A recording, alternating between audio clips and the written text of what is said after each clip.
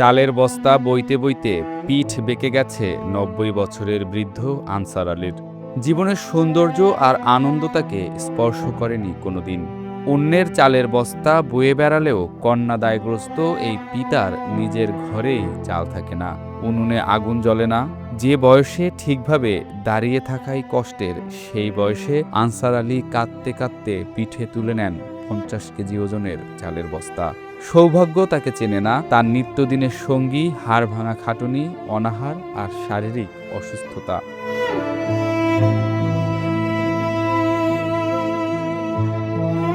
দুঃখ যেন পরম আদরে আষ্টে পৃষ্ঠে আগলে রেখেছে আনসার আলীকে।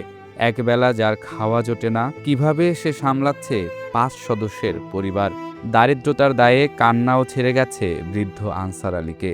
এখন আর তার চোখে জল নেই, আছে ক্ষুধার প্রতি ভরসা। দুনিয়াতে তো খালি কষ্টই করতেছে, কষ্ট তো মানে এই মার পেটে পড়ে থাকে, কষ্ট করতেছে। তাহলে আর আমার সুখ নেই, তাহলে এখানে যে সুখে নাকে সেই সুখেই বলে আমার কষ্ট তো আর মাপা নাই। তাহলে পরে যে তোমার আমার নাকো তারপর নেই। মাতৃগর্ভেই দারিদ্রতা গ্রাস করেছিল আনসার আলীকে। দুরন্ত শৈশব কিংবা কৈশোর উপভোগের আগেই শুরু হয়েছিল কর্মজীবন।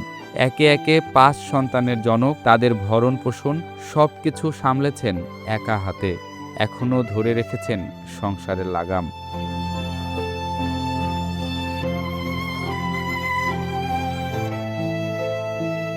মানিকগঞ্জের সদর উপজেলার বড় সুরন্ডি এলাকার বাসিন্দা বয়োবৃদ্ধ আনসার আলী সারাটা জীবন পিঠে বোঝা নিয়ে হেঁটে চলেছেন, তবে এখন পা আর চলে না। একসময় সোজা হয়ে দাঁড়াতে পারা মানুষটি জানেই না কবে তার পিঠ বেঁকে গেছে।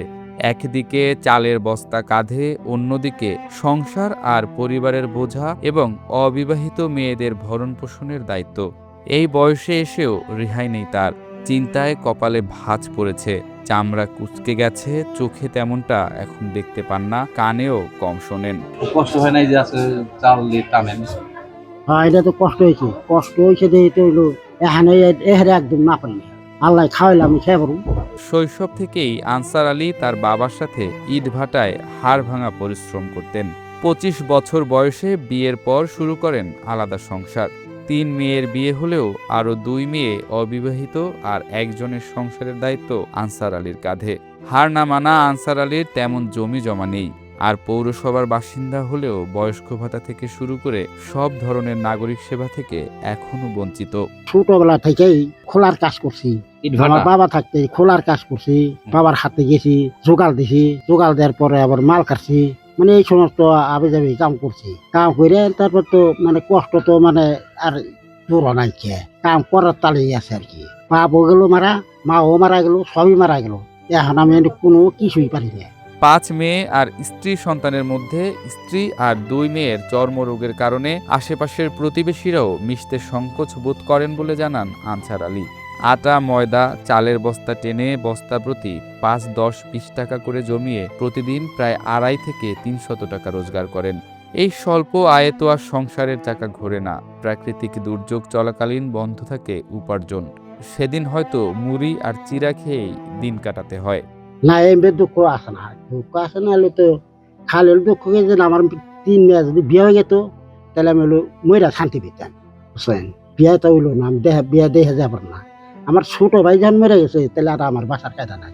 বর্তমানে নিজের আর পরিবারের চিকিৎসার প্রয়োজন হলেও আনসার আলী জানেন না কোথায় পাবেন চিকিৎসার এই অর্থ।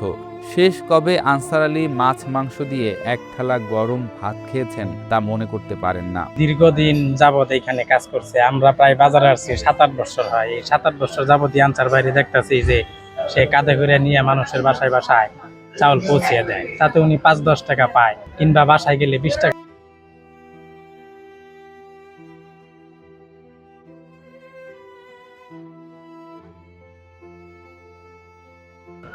খুবই দরিদ্র সংসার, গরিব সংসার। এখন কাজ না করে ওনার তো কোনো উপায় নাই। কাজ করলেই উনি ভাত খাইতে পারবে, তাছাড়া তো কেউ দেখবে না, কেউ আর্থিক সাহায্য দিবে না। যে আর্থিক সাহায্য দিয়ে তার লোকটার একটু হেল্প করি, এরকম তো লোক কমই আছে। তো উনি দীর্ঘ ৩৫ বছর যাবৎ বাজারে কাজ করতেছে যতটুকু জানি আমরা। তো উনি এমনি ভিক্ষা টিক্ষা দিলে উনি নেয় না, উনি ওই কাজ করেই কর্ম করেই উনি টাকা উপার্জন করে ওনার দরিদ্র সংসার উনি চালায়। এই বয়সে এসে আনসার আলীর সন্তানেরা তার বাবার প্রতি কৃতজ্ঞ। বাবা বাড়ি ফেরার পর নিয়মিত তার যত্ন নেন সন্তানেরা। আক্ষেপ নিয়ে আনসার আলী জানান শেষ বয়সে একটু ভালো থাকতে চান, আর কোনো চাওয়া নেই তার।